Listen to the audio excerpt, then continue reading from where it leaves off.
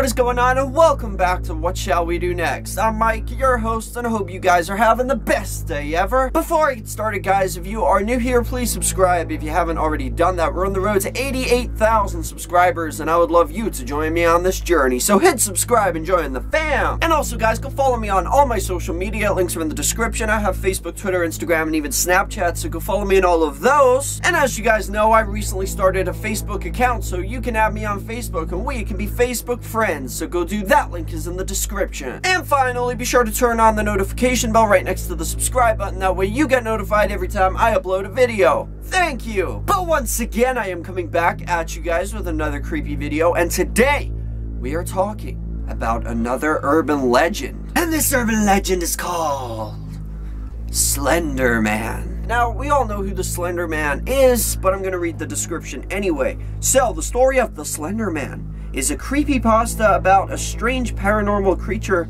that abducts children. Slender Man is often described as being an unusually tall man dressed in a black suit, white shirt, black tie. He has long, thin arms and legs, and his face is said to be completely blank. But enough of the jibber jabber, let's get right over to the story.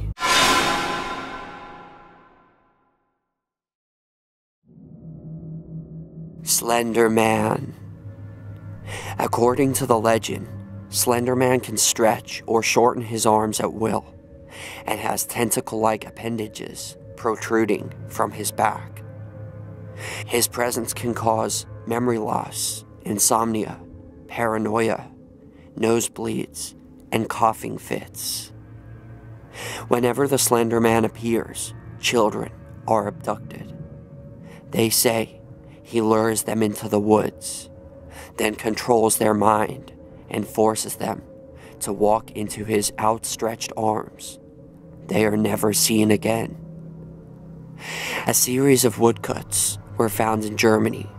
They date back to the 16th century and feature a tall man with no face named the Grossman. According to the inscriptions, he is a mythical creature who lives in the Black Forest and creeps out of the woods at night to spirit away bad children. An old German journal, dated 1702, contains a chilling account. "My child, my Lars, he is gone. Take him from his bed. All that was left was a scrap of black clothing. Lars came running into my bedroom yesterday, screaming at the top of his lungs. The tall man is outside," he cried. When I asked him what he was talking about, he told me about the Grossman. He said he went into the groves by our village and found one of my cow's heads. Its carcass was hanging from a tree. I thought nothing of it at first, but now my poor Lars is gone. We must find him and leave this place before we are killed. I am sorry, my son. I should have listened to you. May God forgive me. Another account was found in a book of collected folklore concerning supernatural creatures. When I was younger, a cousin of mine came to live with us. He was older than me and my sisters, maybe 16 or 17. We were the only family he had left in the world. He was the worst liar you would ever meet. Anything he'd tell you was a lie. I liked him all right. We slept in a loft during the summer because it was cooler up there, me and him. And in the winters, we slept on the floor closer to the stove. My sisters had their own room. So one night, my cousin wakes me up by punching me in the shoulder. And it's summer, so we're up in the loft. And my first thought, when he wakes me up, is just to push him out, because I'm not happy being woken up, you know? But before I could say anything, he put his hand over my mouth. And even though it's dark, I could hear that he's scared. "Listen," he says. And so I listen real careful. It's this scratching, like something on the roof. And the roof is right over our heads. Mind you, because we were in the loft, I was a little rattled, but I wasn't having none of it. "So?" I said to him. "It's just a raccoon or a cat." "No," says John. "I heard it before I woke you up. It's like footsteps, like someone's walking up there." I wasn't taking no truck with that.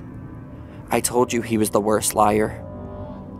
So I went back to sleep, but the next day my cousin tried to tell Pop about it, and Pop wasn't having no truck with it either. But one night later on, while we were all having supper, Pop sent out my younger sister to fetch water from the pump we had in the back.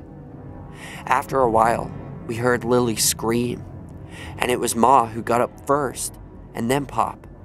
The rest of us stayed at the table because we would get in trouble if Lily was hurt, and we was there to gloat.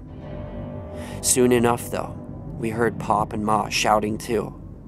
So me and John went out to see if they needed our help. All they had was the water pail Lily carried out, and there wasn't no sign of her. At first, I didn't understand what was going on, with both Ma and Pop shouting, and by that time my other sisters come out, and they started crying. And my cousin was just standing there in the yard looking off towards something. "It's the man walking yonder," he yells, and he points out across the field. No one was listening to him but me, and he kept saying it. "It's the man walking yonder. It's the man walking yonder." You know, it was supper time, so you know that the sun was setting, and it was hard to see. But when I looked out over that field at the back of the house, the whole thing was lit up orange, and there was a row of big black trees that were the edge of the woods, you know? And I swear to you that I saw one of them trees moving like a man walking away. But it couldn't have been a man, 'cause there ain't no man that tall and skinny. Papa seen it too, I think. He took us inside and locked all the doors. And he made us keep still while he got out his rifle. We waited like that all night, Ma crying the whole time. When the sun come up, we took the wagon into town and told the folks what happened, though as I recall, nothing much came of it. John ran off a few weeks later, and we got a new house closer to the mill where Papa worked. I still can't manage to look at trees during the sunset, though, especially not on windy days, when they all move back and forth like a man walking away. The following is a witness account of an encounter with the Slender Man. After waking up with a jolt, the girl laid in bed for a few seconds longer, reaching over to switch on her lamp. She tried to remember exactly what had stolen her sweet slumber away. When she couldn't, the brunette swung her legs over the side of the bed and heaved herself up. Checking the time on her phone, she snorted when she saw it was midnight, the witching hour. Knowing that sleep would only evade her, she left her bedroom for the kitchen, and a good cup of coffee on her mind. As she passed by her front door, a chill ran down her spine. It's only winter, she told herself, focusing again on the coffee plan. Measuring out scoops, water, and preparing her cup kept her occupied. But as the dark liquid boiled, she had nothing left to keep her mind from wandering off. The chill returned, and she couldn't help but glance behind her to the front door. It stood there innocently enough, just like always. The deadbolt was still in place, and she could see nothing amiss with it. Turning back to get her coffee, she did her best to forget about the feeling. With her cup in her hand, she started back towards her bedroom. As she walked by the front door, she decided to take a quick glance out of the peephole, as it would calm her restless thoughts. The chill worsened with each step she took towards the door, and the further away from the safety and warmth of her blankets. She pressed her empty hand against the cold metal door and took a deep breath before leading her eye to the peephole. At first, she could only see an inky blackness, and somehow seemed to swirl in itself. When she blinked in a surprise, the void melted away. She wished it hadn't, because in its place, there stood what she could only guess was once a man.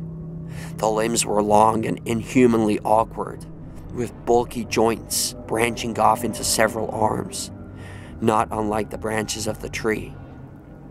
The creature was draped in a black suit, somehow making the thing more nightmarish to her.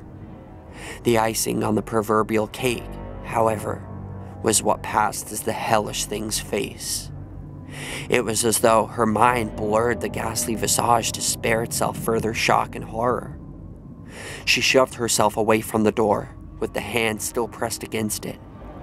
The scalding mug of coffee fell, the liquid burning her bare legs as she fell backwards and tried to crawl away from the door. She knew somehow that her mind hadn't been playing tricks on her. As she crab-walked away from the door, she watched as tendrils as black as the void itself snake around through the cracks. The girl was trapped between the instinct to flee and the gut feeling to not turn her back on the door. When the door jolted, the urge to flee overcame her, and she slipped in the burning liquid as she tried to make her way back to her bedroom. She knew deep down that she was trapping herself in a corner, but she had to get away from the door. The girl was halfway down the hallway when she heard the previously locked door creak open. She screamed and slipped into a wall, cracking her chin on it and stunning her. After that, there was only blackness. "Nicole?" A warm male voice snapped the woman out of her trance. As she turned around, she was met by one of her sister's doctors. She nodded, not sure if she should say anything, or if she could find her voice if she did have something to say. That morning, she had gotten an urgent phone call from the hospital, saying that her sister Lindsay was there. Before they had even let her see her, the doctors had pulled her off to the side and insisted that they talk to her about what might have happened. Phrases like self-inflicted and assault had been thrown around, and Nicole felt her mind reel. She still hadn't fully understood what they had been saying until she saw Lindsay with her own eyes. Her little sister had a bandage wrapped around her head, covering both her ears and her eyes. They said it was to keep her now deadened eyes from drying out, and to try to keep the infection out of the wounds Lindsay had made to her ears. The doctor had guessed that either she or someone else had jammed a pencil into them to keep her off balance or to deafen herself against something. There was the mix of first and second degree burns on her hands, legs, and feet, from what was assumed to be the coffee her neighbors found slipped all over the entry to her apartment. As Nicole walked into her sister's hospital room the first time, she thought that she had spied the silhouette of a man in the window. That, she knew, was impossible. Her sister's room was on the 3rd story of the hospital.